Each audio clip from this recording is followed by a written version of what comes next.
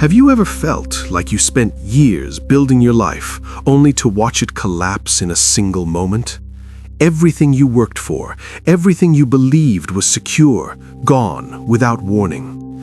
It is a fear that lives in the back of every human mind, the fear of loss, the fear of ruin, the fear that everything we love is temporary. This is exactly what happened to a man named Zeno. He was a wealthy trader in Cyprus around 300 BC. He had ships filled with valuable purple dye. He had wealth, he had status, he had security. And then, in one storm, the sea took it all. His ship sank, his possessions vanished. In an instant, he went from wealth to nothing. Now imagine that happening to you. What would your first reaction be? Anger? Despair? The feeling that life has cheated you? Would you scream at the sky? Would you blame the gods? Would you let the loss define the rest of your existence? Those reactions are normal, they are human, but Zeno chose something different. He did not curse the sea. He did not beg for pity. He looked at the wreckage and he made a decision. He chose to control the only thing he truly owned, his response. He realized that his wealth was external. It could be taken, but his mind, his character, his virtue, those belonged to him. No storm could sink those. From that moment of total loss, a philosophy was born, Stoicism. Not a philosophy that teaches you to feel nothing, not a philosophy that turns you into a stone, but one that teaches you not to be controlled by everything. Because the truth is simple, yet brutal. You do not control what happens to you, but you always control how you respond. And in that space lies your true power. Most people misunderstand Stoicism. They hear the word and they think of a robot. They think being stoic means being emotionless. They think it means never feeling anger, never feeling pain, never crying. But that is not the point at all. That is not strength. That is suppression. And suppression always explodes. Stoicism is not about suppressing emotion.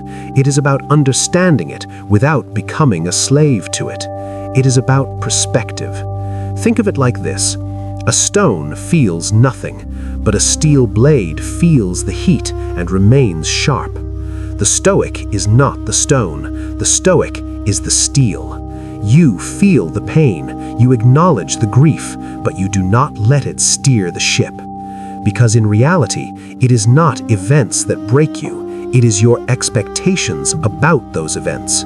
Rain is never the problem until you are caught in it unprepared. The rain is just water. The suffering comes from your expectation that it should be sunny. Life works the same way. Traffic is not the problem. Your expectation that the road should be clear is the problem. Stoicism teaches you that bad things are not a possibility. They are inevitable. You will lose money. You will face betrayal. You will experience sickness. You will deal with difficult people. This is not pessimism. This is realism. And by accepting that, you become stronger. When you expect the storm, you do not panic when the clouds gather.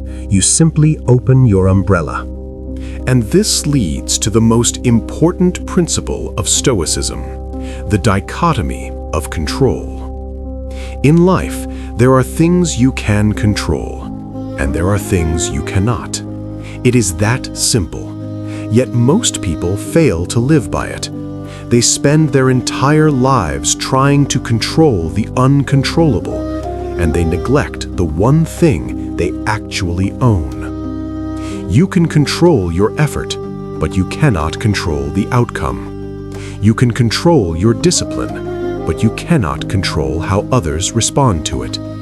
You can control your honesty, but you cannot control whether people believe you. Draw the line, know what is yours, and let go of what is not. Think about your work. You can create the best product in the world. You can write the best script. You can edit with perfect precision. But the moment you hit upload, it is no longer yours. The algorithm decides. The audience decides. The market decides. If you tie your happiness to the views, you are setting yourself up for disappointment. Stoicism teaches you to measure your life by effort, not results, by process, not validation. Did you do the work? Then you succeeded. Did you act with integrity? Then you won. The external reward is a bonus, it is not the goal. When you shift your focus to what you can control, anxiety disappears, because you are no longer gambling on luck. You are investing in yourself. Consider your relationships. You cannot control what others think of you. You cannot force someone to love you. You cannot make someone understand you. Trying to do so is madness. It is like trying to command the tide. The only thing you control is how you treat them. You control your kindness, your boundaries, your respect. Leave the rest to them. Consider your health. You cannot control genetics. You cannot control accidents.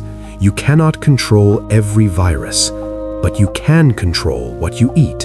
You can control how you move. You can control how you sleep. Focus on the input. Let the output take care of itself. This is the path to peace.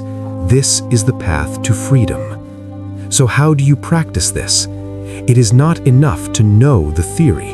You must live it. The first practice is called Premeditatio Malorum, the premeditation of evils.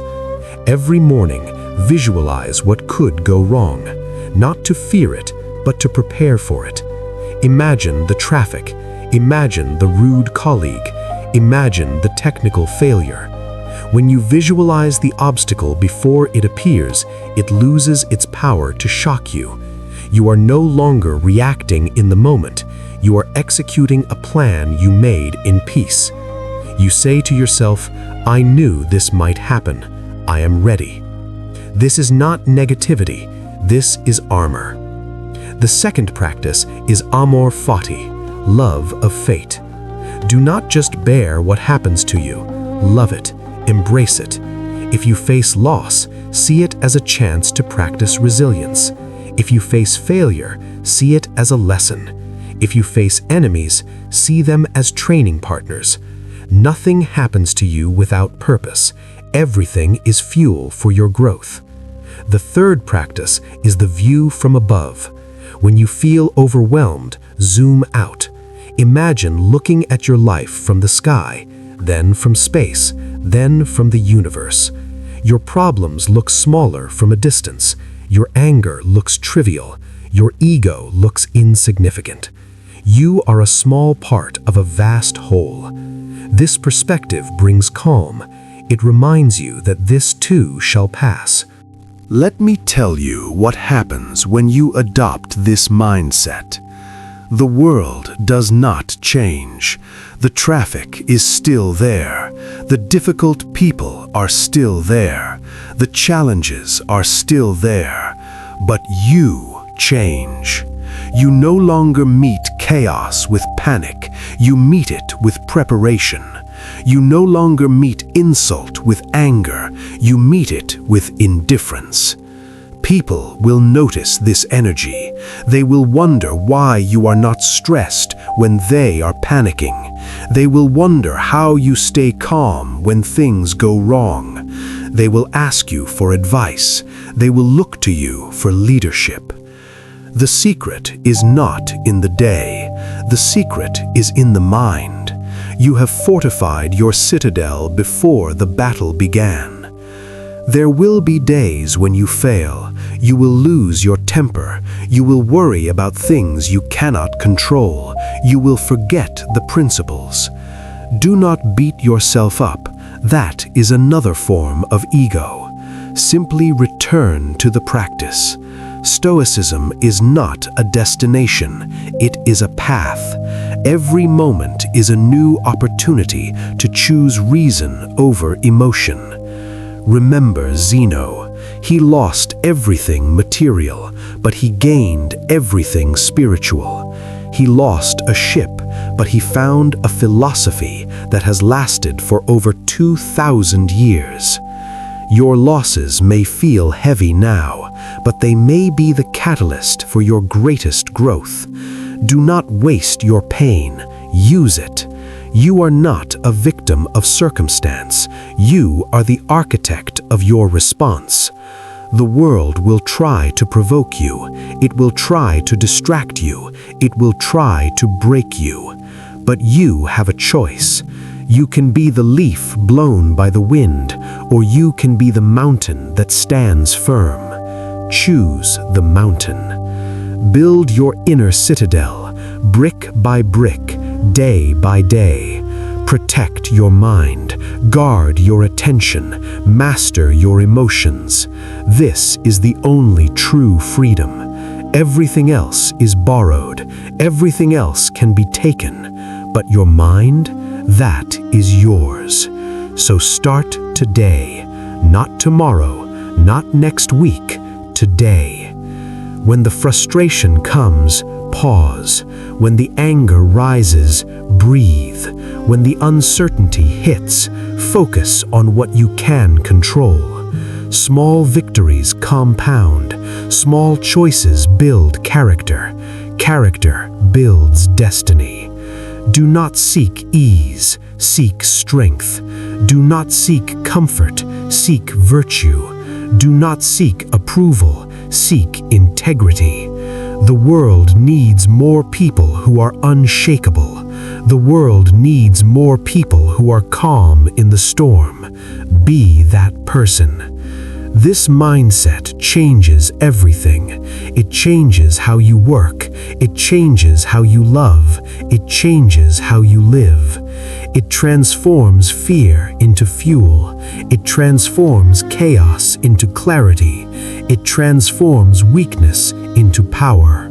You are ready for this. You have always been ready. The ship may sink, the money may vanish, the people may leave, but you will remain strong, grounded, free. This is the Stoic mindset, and it changes everything. If you want to master this mindset daily, do not miss the next episode.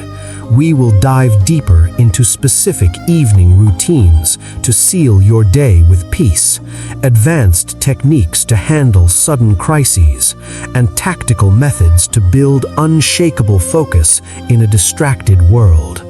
Subscribe now, hit the notification bell, and share this with anyone seeking true strength, because upcoming episodes will deliver actionable insights on resilience, emotional mastery, and the daily habits of the great philosophers. Stay tuned for the next installment. Your path to becoming truly unbreakable continues.